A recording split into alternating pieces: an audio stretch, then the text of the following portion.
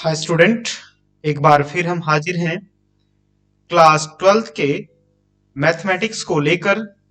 इसमें से केवल उसी क्वेश्चंस को लाया गया है जो इस बार के बोर्ड एग्जाम के लिए काफी इंपॉर्टेंट है। तो आज का हमारा जो चैप्टर है वो है रिलेशन एंड फंक्शन, संबंध एवं फलन। तो बिना समय गवाए करते हम लोग स्टार्ट। आज का जो पहला क्वेश्चन है वो कहता है प्राकृतिक संख्याओं के समुच्चय n में r x y such that y equal to x plus 5 तथा x is less than 4 द्वारा परिभाषित फलन संबंध r है। हमको बताना है ये संबंध किस प्रकार का है। तो देखिए यहाँ सबसे पहले हम लोग क्या देखते हैं कि समुच्चय क्या दिया हुआ है, n दिया हुआ है हमको, यानी n में प्राकृतिक संख्या होता है 1 2 3 4 5 डॉट डॉट डॉट, इस तरह से बढ़ते हैं हम लोग। यहाँ हम लोग इसके स्थान पे a1 a2 a3 इस तरह का भी हम लोग ले सकते थे। अच्छा, लिखते हैं स्वतुल्य के लिए, किसके लिए? स्वतुल्य के लिए, स्वतुल्य के लिए for all a1 belongs to n, कि हम लोग a जो है ये a1 इस आव्यूह से कोई बिलोंग कर रहा है उसको लेते हैं। तो a is not equal to does not belongs to r, क्यों नहीं रिलेशन से बिलोंग करेगा? लिखेंगे चूंकि a is not equal to a plus 5, a is not equal to a plus 5। क्यों? तो यहां देखिए संबंध क्या है, y बराबर x प्लस 5। कोई भी संख्या यदि 5 ले लेते हैं हम, क्या 5 अपने से 5 अधिक होगा? ऐसा बिल्कुल संभव नहीं है। तो क्या लिखेंगे? अतः स्वतुल्य संबंध नहीं है, स्वतुल्य संबंध नहीं है। अच्छा, बढ़ते हम लोग दूसरे के लिए। स्वतुल्य के बाद यहां थोड़ा सा देखिएगा, स्वतुल्य के बाद सम्मित के लिए,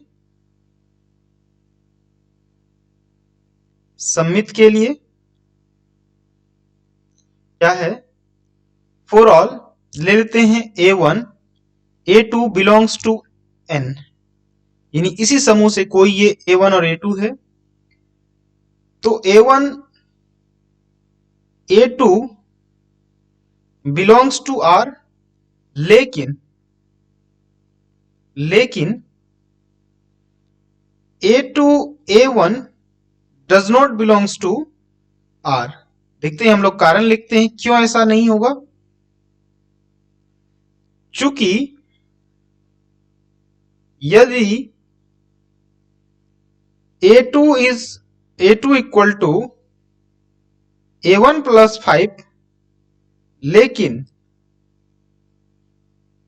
a1 यहां हमारा देखिए बदल गया क्रम, a1 is not equal to a2 plus 5, लिखेंगे अतः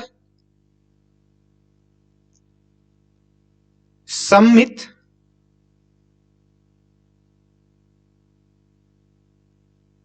संबंध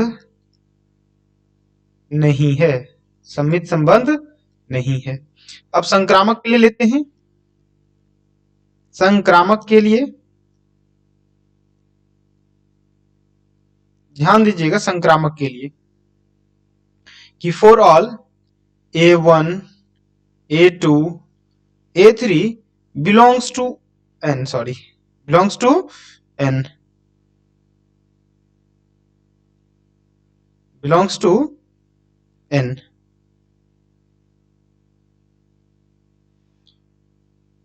अच्छा, लिखेंगे a1 a2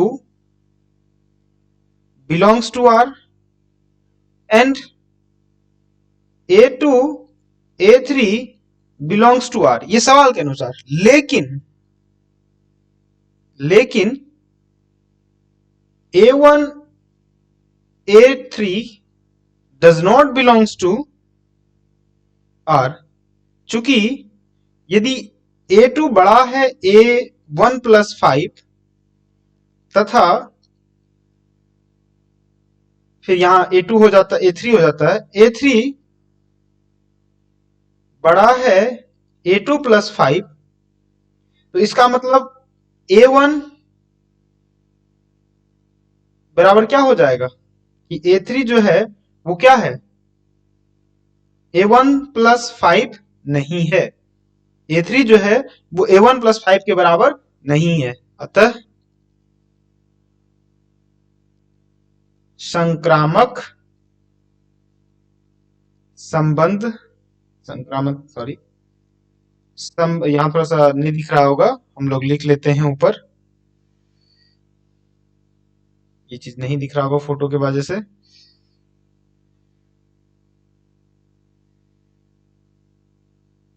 हम लोग यहां देखते हैं, अतः संक्रामक संबंध नहीं है। तो ये थी पहला क्वेश्चन। बढ़ते हम लोग अगले क्वेश्चन की तरफ। कहता है समुच्च A बराबर 1 2 3 4 5 6 में R बराबर x y such that y भाज्य है x से द्वारा परिभाषित संबंध है। ये हमको दिया हुआ है, क्या क्या है भाई, 1 2 3 4 5 6। अच्छा लिखते हम लोग, रिलेशन भी हमको दिया हुआ है, क्या है, x y such that y भाज्य है x से, क्या है, भाज्य है x से। चलिए तो फॉर ऑल कोई इससे एक ले लेते हैं, मान लेते एक, या फिर A1 ले लेते हैं फॉर ऑल A1, इसी में से मैंने A1 A2 इसको भी कह सकते, कोई दिक्कत नहीं है। A1 बिलोंग्स टू A, तो A1 बिलोंग करेगा R से, A1 बिलोंग करेगा R से, क्योंकि कोई भी संख्या खुद से तो विभाजित होती है। तो लिखेंगे अतः स्वतुल्य संबंध है। अब हम लोग इधर बढ़ते हैं, इस जगह थोड़ा ढक रहा होगा, चल लिख लेते हैं यहीं से, सम्मित संबंध के लिए, ये सम्मित के लिए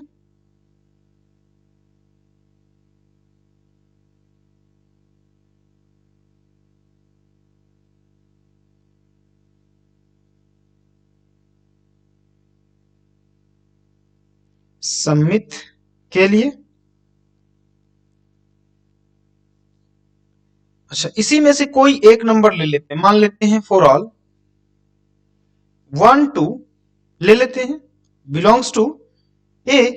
यदि 1 2 बिलोंग कर रहा है आर से, लेकिन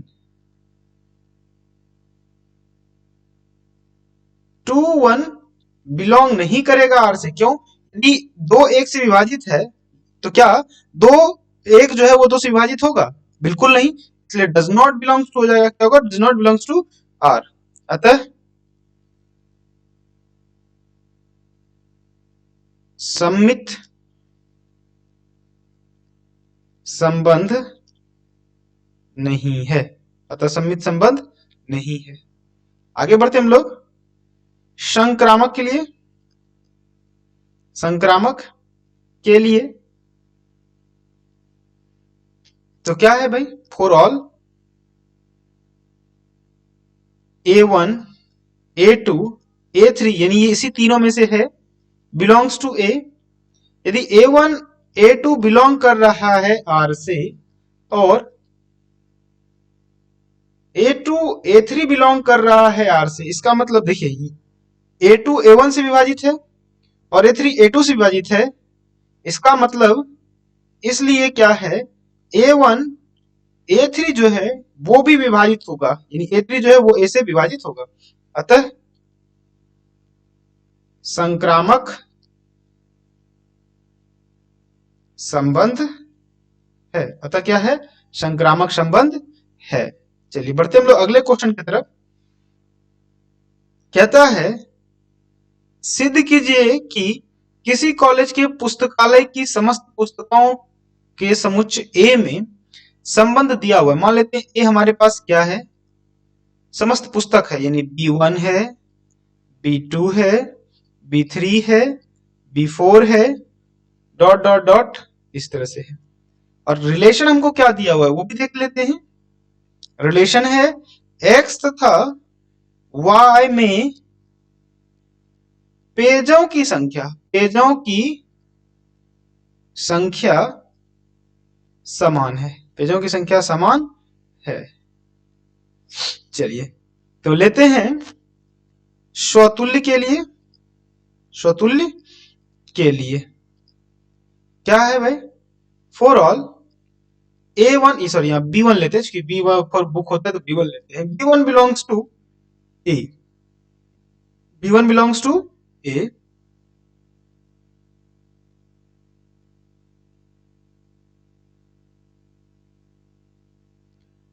B1 बिलोंग्स टू A, यानी B1 बिलोंग करेगा B1 से। क्यों भाई बिलोंग करेगा R से? क्योंकि यदि दो किताब है, यदि B1 और B1 तो दोनों एक ही किताब हो, इसका मतलब तो दोनों में पेज की संख्या क्या होगी, समान होगी। अतः स्वतुल्य संबंध है। क्या है? स्वतुल्य संबंध है। अब संक्रामक के लिए चलते हैं। सॉरी संक्रामक नहीं, पहले सम्मित चेक कर लेते हैं, उसके बाद हम लोग संक्रामक भी चेक करेंगे। चलिए सम्मित के लिए, सम्मित संबंध के लिए चलिए फॉर ऑल B1 B2, इस बार दो लेते हैं, बिलोंग कर रहा है A से, तो भाई B1 B2 belongs to R, इसलिए B2 B1 का जो है, B1 B2 जो है वो भी बिलोंग करेगा किससे,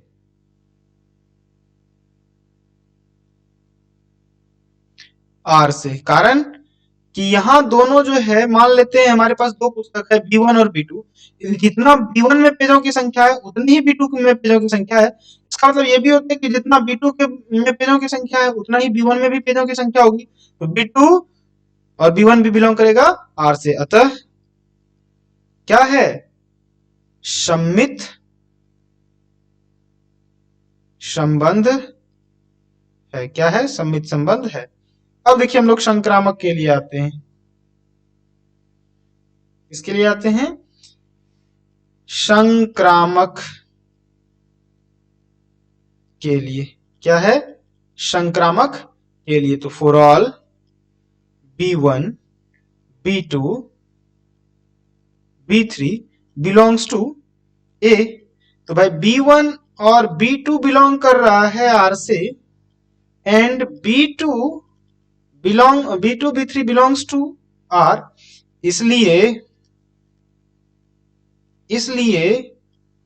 B1 B3 भी बिलोंग करेगा R से। कारण यदि B1 में जितना पेज है उतना ही B2 में है, और जितना B2 में उतना ही B3 में, इसका मतलब होता है कि B1 और B3 में भी जो पेजों की संख्या है वो क्या है, समान है। अतः संक्रामक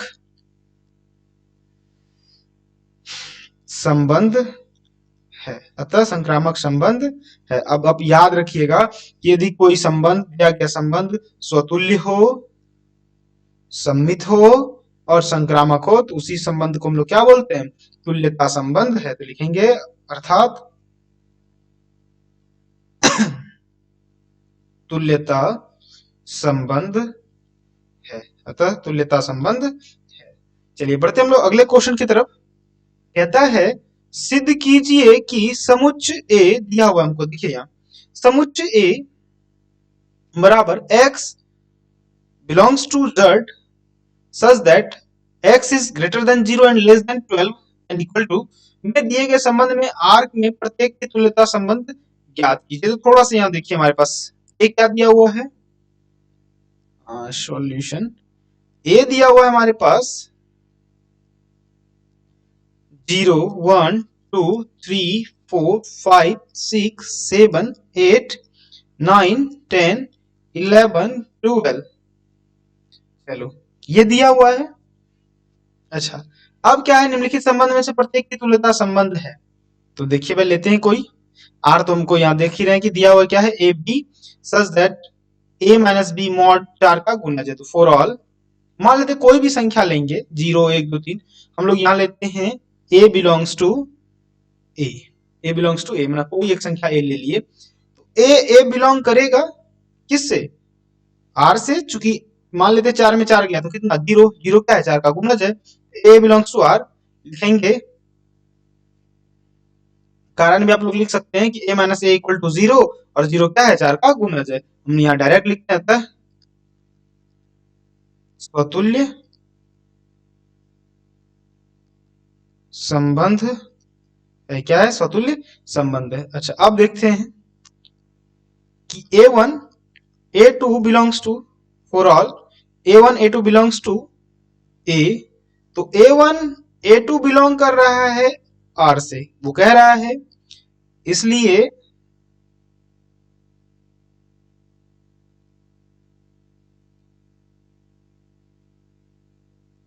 देखिए a1 a2 बिलोंग कर रहा है r से, इसलिए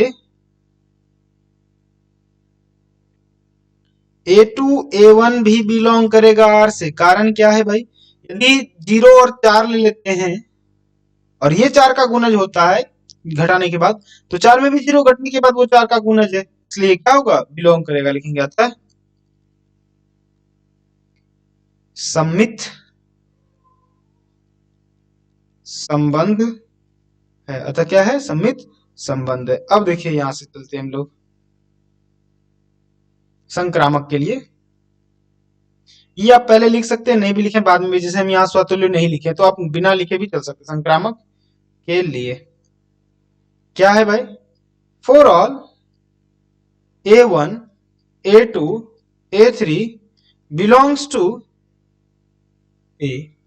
अच्छा a1 a2 बिलोंग कर रहा है r से एंड a2 a3 बिलोंग कर रहा है r से, इसलिए जो है कि इसलिए a1 और a3 भी बिलोंग करेगा r से। कारण देख लीजिए आप कि a1 और a2 4 से का गुणज है, a2 और a3 4 से गुणज है, इसलिए a1 और a3 भी 4 का गुणज होगा। क्यों, हम a3 में जब सॉरी a1 में जब a3 घटाएंगे तो वो भी क्या होगा 4 का गुणज होगा, लिखेंगे अतः संक्रामक संबंध है और दिए गए, यहां लिखते हैं सीधा, दिए गए संबंध तुल्यता संबंध है, दिए गए संबंध तुल्यता संबंध है। चलिए बढ़ते हम लोग अगले क्वेश्चन की तरफ। कहता है मान लीजिए कि एक्स वाई तल में स्थित समस्त रेखाओं का समुच्च L है, L में R दिया हुआ L1 L2 L के समांतर है, L2 द्वारा परिभाषित संबंध R सिद्ध कीजिए कि R एक तुल्यता संबंध है। ध्यान दीजिएगा थोड़ा सा, यहां हम लोग ले लेते हैं L क्या है, L1 L2 L3 L4 dot dot dot कई सारा रेखा है, L1 L1 L2 L2 क्या है रेखाओं का समुच्चय है। चलिए हम लोग को संबंध दिया हुआ है, आप लोग यहीं से देख सकते हैं, बार बार लिखने की जरूरत नहीं है, ये संबंध दिया हुआ है, तो लिखेंगे for all L1 belongs to L1 belongs to L, कि भाई ये कोई एक रेखा L1 जो कि समुच्चय के रेखाओं के समुच्चय से बिलोंग करता है, तो L1 क्या होगा बिलोंग करेगा R से। कारण देखिए ये कोई रेखा है तो ये खुद का तो समांतर हो सकता है ना, एकदम सेम टू सेम है, तो ये क्या हो जाएगा स्वतुल्य होगा, क्या होगा स्वतुल्य होगा। अब देखिए लिखेंगे अतः स्वतुल्य संबंध है, क्या अतः स्वतुल्य संबंध है। अच्छा हम लोग संक्रामक के लिए आते हैं, सॉरी सम्मित के लिए, सम्मित के लिए, सम्मित के लिए क्या है भाई कि for all L1 L2 belongs to L, तो भाई L1 और L2 जब बिलोंग कर रहा है R से, इसलिए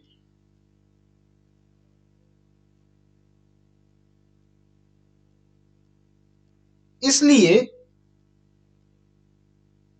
L2 और L1 भी बिलोंग करेगा R से। कारण कि भाई यहां देखिए ये रेखा L1 है, ये रेखा L2, यदि ये इसके समांतर, ये भी इसके समांतर है, तो लिखेंगे अतः सममित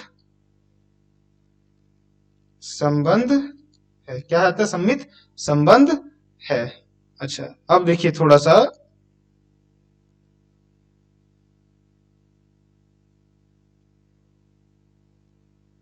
संक्रामक के लिए देखते हैं। संक्रामक के लिए क्या है? For all L1, L2, L3 belongs to L,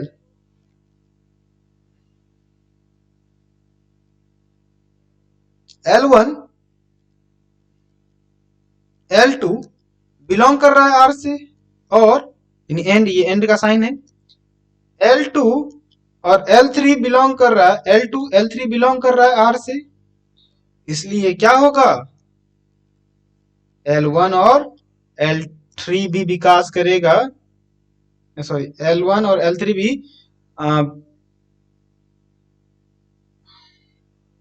belong करेगा, यानी संबंध होगा किससे? R से। अतः संक्रामक संबंध है। क्या है? संक्रामक संबंध है, अर्थात दिए गए संबंध अर्थात तुल्यता संबंध है। क्या है? तुल्यता संबंध है। चलिए बढ़ते हम लोग अगले क्वेश्चन की तरफ। कहता है कि मान लीजिए कि समुच्च 1 2 3 4 है और संबंध दिया हुआ है 1 2 2 2 1 1 4 4 1 3 3 3 3 2 द्वारा परिभाषित संबंध R है। निम्नलिखित में से सही उत्तर चुनिए। निम्नलिखित में से सही उत्तर चुनिए। देखिए 1 1 तो है, इसका मतलब स्वतुल्य है। सममित के लिए क्या है कि 1 2 हो और 2 1 हो, कोई भी ऐसा हो, 4 1 हो, 2 3 हो, या किसी तरह का ऐसा कि A1 belongs to A1 A2 हो और A2 A1 हो, ऐसा कोई मिल रहा है क्या? देखते हैं यहां 1 3 है, 3 1 तो नहीं है, 1 2 है लेकिन 2 1 नहीं है, 2 2 है, फिर तो इस तरह का नहीं मिल रहा है, नहीं स्वतुल्य है, सममित नहीं है। अच्छा, संक्रामक लेते हैं। देखिए 1 2 है और 2 3 है। क्या 2 3 है? अच्छा 1 2 है, यहां देखिए 1 2 बिलोंग कर रहा है R से एंड 3 2 बिलोंग कर रहा है R से, इसलिए क्या 1 3 भी बिलोंग 1 2 बिलोंग करना चाहिए R से, जो कि यहां है। तो ये क्या होगा? स्वतुल्य है, संक्रामक है। स्वतुल्य है, संक्रामक है, किंतु सममित नहीं है। तो ऑप्शन नंबर हमारा क्या हो जाएगा? बी, यानी स्वतुल्य है, संक्रामक है, किंतु सममित नहीं है। बढ़ते हम लोग अगले क्वेश्चन की तरफ। कहता है कि मान लीजिए कि समुच्च n में R क्या है? ए बी सच दैट ए बराबर बी, बी माइनस टू, और क्या है? बी इज ग्रेटर देन 6 द्वारा प्रदत्त फलन R है। यहाँ बी से बी क्या कह रहा है? 6 से बड़ा, 6 से बड़ा। देखिए यहाँ यदि हम बी, ये हमारा ये बी हो गया, बी यदि 7 रखने पे क्या x हमको 8 आएगा? बिल्कुल नहीं, ये नहीं होगा। अच्छा ये देखिए बी 8 रखने पर ए कितना आएगा? ए बराबर है बी माइनस 2। तो भाई ए बराबर यहाँ बी 8 माइनस 2, तो ए बराबर कितना होगा? बी यहाँ हम लोग रखें तो 6 हो जाएगा, यानी ऑप्शन नंबर हमारा क्या होगा? सी जो है कि वो सही होगा। चलिए बढ़ते हम लोग अगले क्वेश्चन की तरफ। कहता है कि सिद्ध कीजिए एफ एक्स बराबर 1 बाय एक्स द्वारा परिभाषित फलन f such that R to R फल एकाकी तथा आच्छादक है, जहां आर सच दैट सभी ऋणेतर वास्तविक संख्याओं का समुच्चय। देखिए आर स्टार लगाने का मतलब सभी धनात्मक वास्तविक संख्या लेना है। उसके बाद दूसरा क्वेश्चन है, यदि प्रांत आर को एन में बदल दिया जाए जबकि सह प्रांत पूर्वत आर स्टार ही रहे, तो क्या परिणाम सत्य होगा? पहले हम लोग इसके लिए देखते हैं। हमको एफ एक्स दिया हुआ है, तो लिखेंगे for all x1 x2 belongs to R star. किससे बिलोंग कर रहा है भाई? आर स्टार से। तो क्या होना चाहिए? एफ एक्स वन बराबर एफ एक्स टू। चलिए एफ एक्स वन बराबर एफ एक्स टू, तो यहाँ यदि इस मान इसमें रखें एफ एक्स में, तो क्या हो जाएगा? 1 बाय एक्स वन बराबर 1 बाय एक्स टू। तो देखिए कोना कोनी जब आप गुना करते हैं तो एक्स वन बराबर क्या हो गया? एक्स टू, और जब x1 बराबर x2 हो तो क्या लिखेंगे? अतः एकाकी एकाकी फलन है, अतः एकाकी फलन है। अच्छा, अब हम लोग चेक करते हैं, एकाकी फलन है। अब हम लोग किसके लिए चेक करते हैं? अच्छादक के लिए। तो भाई चलिए, एफ एक्स बराबर वाई बराबर क्या लेते हैं? 1/x। ठीक, तो भाई x बराबर क्या आया? 1/y। तो एफ एक्स बराबर हमको दिया हुआ है 1/x, तो एफ 1/y बराबर क्या हो जाएगा? 1/1/y, उलट के क्या हो जाएगा? y, यानी एफ 1/y क्या है? एफ एक्स बराबर हमको क्या मिला? y। अतः अच्छादक फलन है, यानी यहां क्या है? एकाकी अच्छादक फलन है। क्या है? एकाकी अच्छादक फलन है। लेकिन दूसरा क्वेश्चन क्या पूछा गया है? यदि प्रांत आर स्टार को एन से बदल दिया जाए, यानी हम लोग यहाँ जो आर स्टार लिए हुए हैं, यहाँ एन आ जाएगा। क्या होगा? एन आ जाए, जबकि सहप्रांत पूर्वक आर ही रहे, तो क्या यह परिणाम सत्य होगा? ऐसा पूछा जा रहा है। चलिए देखिए, देखते हैं हम लोग। थोड़ा सा हमको जगह चाहिए, तो इसको इरेज करते हैं। आप चाहे तो इसको नोट कर सकते हैं।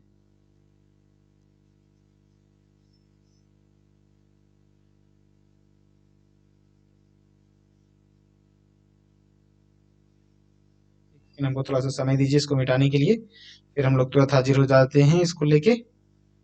दूसरा इसी में 2 सवाल जो है,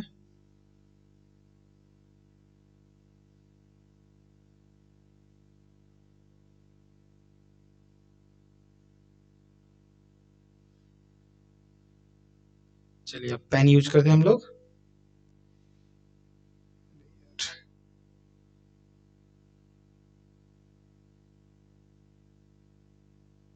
चलिए, अब कहता है कि प्रांत जो है उसको एन में बदल दिया जाए, यानी अब यहां लिखेंगे for all x1 x2 belongs to n। ठीक, तो भाई देखते हैं। और जो सह प्रांत है, यानी ऐसे यदि हम 2 बनाए, एक इसमें प्रांत होता है, इसमें सह प्रांत होता है, इसमें केवल n किया गया, ये r का r ही है। तो देखिए लिखते हैं हम लोग f(x1) बराबर f(x2)। चलिए, तो f इसका क्या हो जाएगा? 1/x1 बराबर 1/x2, 1/x1 बराबर 1/x2। तो ये हो गया x1 बराबर x2, x1 बराबर x2। अतः एकाकी फलन है, अतः एकाकी फलन है। लेकिन लेकिन यहां देखते हैं कि एफ एक्स जब एन हो जाता है, तो एन जो है वो किसके बराबर नहीं होगा? किसके बराबर? एफ एक्स जो है वो वाई के बराबर नहीं होगा। क्यों? तो देखिए, थोड़ा सा मैपिंग से भी समझ सकते हैं। ये देखिए, वास्तविक संख्या इधर है और इधर एन है। इसमें 1 के बाद 2, 2 के बाद 3, 3 के बाद 4, ऐसा आएगा। और आप देखिए कि एक में आप किसी से भी भाग देंगे, तो वो एक के नीचे रह जाएगा, उसका सारा मान क्या होगा? एक के नीचे रह जाएगा। क्या होगा? एक के नीचे रह जाएगा। जबकि वास्तविक संख्या में 1 2 3 4 से लेके ये डॉट डॉट अनंत तक रहेगा। इसमें बहुत सारा संख्या बच जाएगा, जो कि अच्छादक नहीं होगा। तो लिखेंगे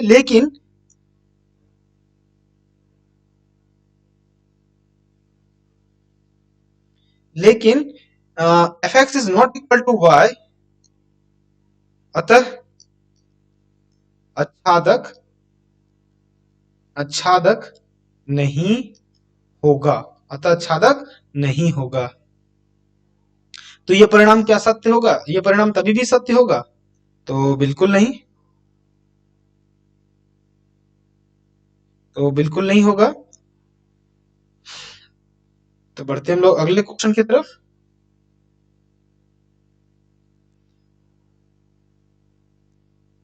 तो अगला क्वेश्चन कहता है, निम्नलिखित फलनों की एकाक तथा अच्छादी गुणों की जांच कीजिए। इसको हम लोग ना मैपिंग से समझते हैं। किससे समझते हैं? मैपिंग से। केवल ये बताना है एकाकी है या अच्छादक, ये इतना सा बताना है। मान लीजिए यहाँ भी 1 2 3 4 5 dot dot dot, 1 2 3 4 5 6 dot dot dot. अच्छा, एक्स स्क्वायर है, 1 का स्क्वायर 1, 2 का स्क्वायर 4, 3 का स्क्वायर 9 और 4 का स्क्वायर कितना होता है 16। तो यहाँ देखिए कि एक का तो एक बन रहा है, एक का तो एक बन रहा है, लेकिन बीच में छूट रहा है। 2 3 किसी का इमेज नहीं बना, 5 6 किसी का इमेज, 5 6 7 किसी का इमेज नहीं बना। इसका मतलब क्या है, इकाई तो है परंतु आच्छादक नहीं है। तो इसका जो आंसर होगा वो क्या होगा, इकाई तो इकाई है परंतु आच्छादक नहीं है। इकाई है परंतु आच्छादक नहीं है। इसी तरह से दूसरा भी देखिए, दूसरा में यहां कह रहा है इंटीजर की बात हो रही है। किसकी बात हो रही है, इंटीजर की। सॉरी, थोड़ा सा इस पैड पे गोला बनाने में दिक्कत होता है, माफ कीजिएगा।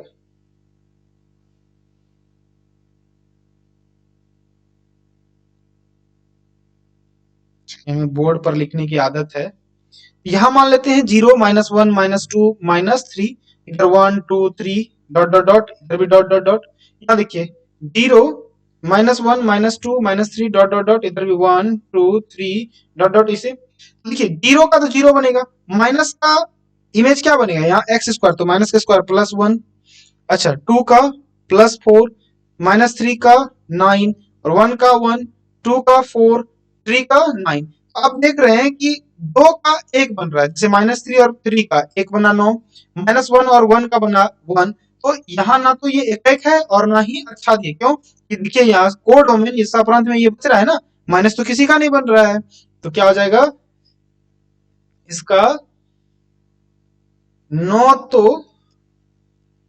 इकाई है ना ही आच्छादक है, ना ही आच्छादक है। बढ़ते हम लोग अगले क्वेश्चन की तरफ। कहता है कि मान लीजिए a बराबर 1 2 3 4 5 6, यहां फंक्शन भी हमको दिया हुआ है, a से b तक फलन है। सिद्ध कीजिए कि f इकाई की है। सिद्ध कीजिए कि f क्या है, इकाई की है। देखिए यहाँ 1 का 4, 2 का 5, 3 का 6, यानी एक का एक ही इमेज बन रहा है ना। इसको हम लोग ऐसे कर लेते हैं, मैपिंग से समझते हैं। किसे समझते हैं, मैपिंग से। यहाँ 1 2 3, यहाँ 4 5 6 7। तो एक का कितना बन रहा है भाई 4, 2 का 5, 3 का 6, अतः क्या है, इकाई की फलन है। अतः इकाई की फलन है, क्या है, इकाई की फलन है। चलिए बढ़ते हम लोग अगले क्वेश्चन की तरफ। इसको हम लोग ए बोल देते हैं, इसको बी, ये फलन है। चलिए कहता है मान लीजिए एफ आर टू आर है, एक्स की पावर 4 द्वारा परिभाषित सही उत्तर का चयन कीजिए। देखिए कोई दिक्कत, इसमें बहुत ही आसान सवाल है। देखिए आर है, आर का मतलब दुनिया की जितनी संख्या वो सब इसमें आता है। हम लोग एक समझने के लिए केवल बना लेते हैं -1 -2 -3। इस -1 और -2 के बीच में भी हजारों लाखों संख्या हो सकती है। 1 2 3, इधर भी 0, -1 -2 -3, इधर भी 1 2 3 4। अच्छा आप देखिए यहाँ फंक्शन हमको क्या दिया हुआ है, एफ एक्स बराबर दिया है एक्स पे पावर 4, यानी किसी भी माइनस का जो इमेज बनेगा वो सब किसमें आएगा, प्लस में। अच्छा जैसे -1 का भी 1 और 1 का भी 1, तो देखिए क्या बन रहा है, बहु एक हुआ। 2 का 1 बन रहा है यानी बहु एक, और इधर बच भी रहा है ना माइनस, तो क्या होगा, बहु एक। तो ऐसे लिखेंगे, ना तो इकाई है और ना ही आच्छादक है। इकाई तो नहीं हुआ, -1 और 1 का एक ही बन रहा है, मतलब बहु एक हुआ, और इधर ये माइनस वाला बच भी रहा है, इसलिए क्या हुआ, आच्छादक भी नहीं है। तो क्या लिखेंगे, एफ ना तो इकाई है और ना ही आच्छादक है। चलिए बढ़ते हैं हम लोग अगले क्वेश्चन की तरफ। कहता है मान लीजिए फलन एफ एक्स बराबर 3x द्वारा परिभाषित फलन एफ आर टू आर है, सही उत्तर चुनिए। तो देखिए यहाँ आर टू आर है, तो यहाँ तो एक ही आंसर बनेगा, क्योंकि एफ एक्स बराबर क्या है, 3x है, यानी इसको ऐसे भी हम लोग चुनकर ला सकते हैं। देखिए इसको हम लोग जैसे हल करते हैं, for all x1 x2 belongs to r। तो देखिए एफ एक्स वन बराबर एफ एक्स टू, तो क्या हो जाएगा, एफ यहाँ हो जाएगा सीधा, हम लोग 3x1 बराबर 3x2, ये 3 3 कैंसिल, तो क्या हो गया, x1 बराबर x2, x1 बराबर x2। चलिए इकाई की है, क्या है, इकाई की है। अच्छा इधर देखते हैं फिर हम लोग कि एफ एक्स बराबर वाई बराबर 3x, तो दिस इंप्लाइज दैट x बराबर क्या हो जाएगा, y/3। x बराबर क्या हो जाएगा, y/3। अब x y/3 का मान रखते हैं हम लोग, तो क्या हो जाएगा, 3 इंटू x के स्थान पे y/3, ये कट गया तो कितना हो गया y, f y/3 equal to y हो जाएगा। अतः fx बराबर क्या आया, fx बराबर y। अच्छा क्या होगा, एकाकी तो होगा और अच्छादक भी होगा। क्या होगा, अच्छादक भी है, एकाकी है और अच्छादक भी है। तो आंसर हमारा आ जाएगा एकाकी अच्छादक है। आंसर क्या हो जाएगा, नंबर ए। चलिए, तो ये थे आज के इंपॉर्टेंट क्वेश्चन। आई होप कि आपको अच्छा लगा होगा। यदि आपको अच्छा लगा तो आप मेरे चैनल को शेयर कर सब्सक्राइब कर लें, ताकि इस तरह का डेली आपको वीडियो मिल सके। कल हम इसी चैप्टर के कुछ महत्वपूर्ण ऑब्जेक्टिव बोर्ड मॉडल क्वेश्चन को लेकर हाजिर होंगे। धन्यवाद।